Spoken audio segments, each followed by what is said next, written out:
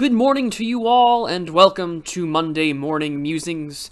This is the Prudentialist, and I hope that you're having a good morning so far. I know that this recording is being released a day late on a Tuesday, and I apologize, but this should be the start of a new show on this channel, a weekly show wherein I'll be giving you something to think about, something to listen to, and to discuss whether it's on your way to work, enjoying your morning cup of coffee, or going to the gym for your workout routine. In these times, and with the long winter ahead, both in the season and in our current state of affairs, it's vital that we take stock in the day by day, and not lose sight of our ideals and makes us who we are. I hope that you'll enjoy this content as much as I have the joy of having the privilege of being your source of perspective and entertainment. So without further ado, let's get into today's musing. Throughout human history, religion has been a powerful, unifying force for large populations, with vast disparate backgrounds, cultures, and economic status. Despite differing languages and national interests, Europe was largely united loosely as it was by the concept of Christendom through threats and interests outside of the continent, even as they went to war internally over differences and varying affairs. Even in America, with its various denominations and traditions, religion served as a mechanism for integration, assimilation, and bringing various cultures and nationalities together. America has had its series of great awakenings, and remains one of the more religious countries in the developed Western world. However, the United States has seen a precipitous decline in religious identification, church attendance, religious literacy for the last several decades, and identification with agnosticism and atheism is still on the rise here in the US. So what's meant to bring us all together?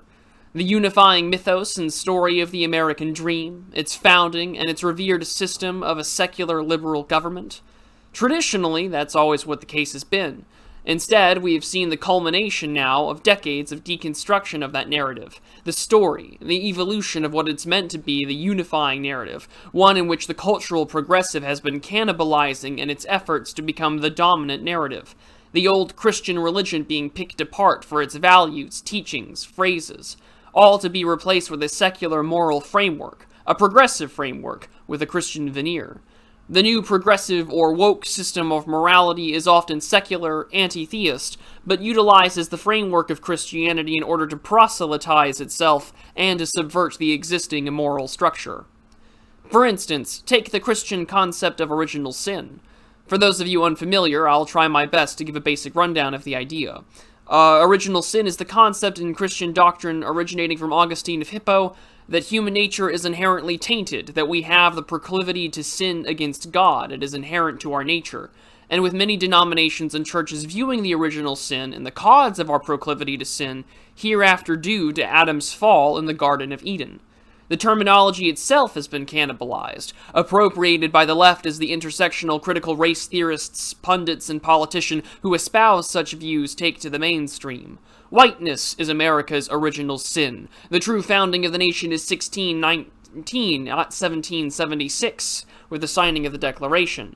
Repentance and salvation from the original sin of whiteness and slavery comes in all forms, whether that's reparations, giving blacks 5/3 of the vote.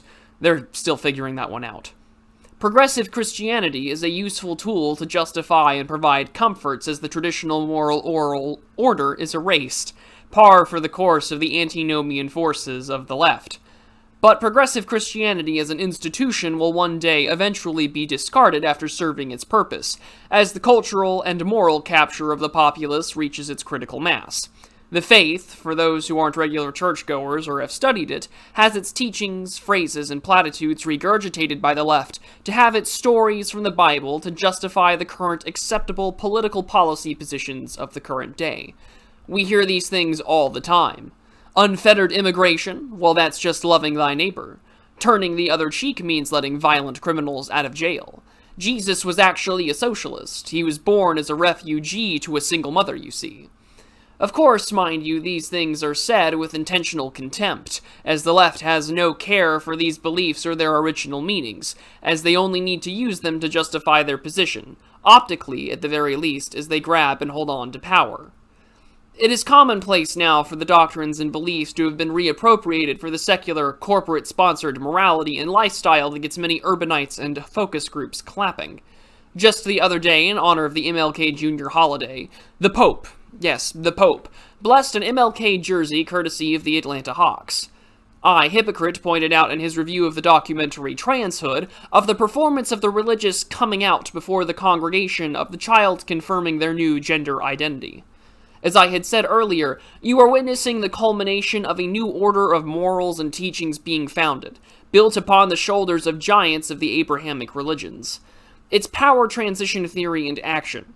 As the cultural staying power of Christianity once had in the West declines, a new power takes its place, subverting and taking what it can to assert itself as the dominant force in the minds and morals of the population.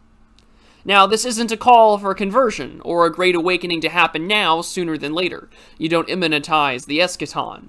However, I will tell you that religious communities, who are often tight-knit and look out for one another, trust me, I now live in one of those places where everyone catches up with one another and goes to church on Sunday.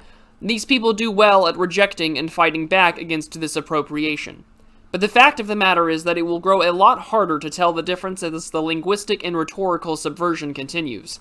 The progressive dogma has its own inquisition, and this isn't just the well-known cancel culture either. Laws, both de facto and de jure, are coming in place all over the United States and the West, as so to not question that dogma. Laws akin to dealing with apostates, blasphemy, and heresy. The new Church of the Cathedral is the sacred temple of democracy that is the U.S. Capitol building. We must praise our new faith of secular, liberal democracy. Defenders of that faith only ever come from the left.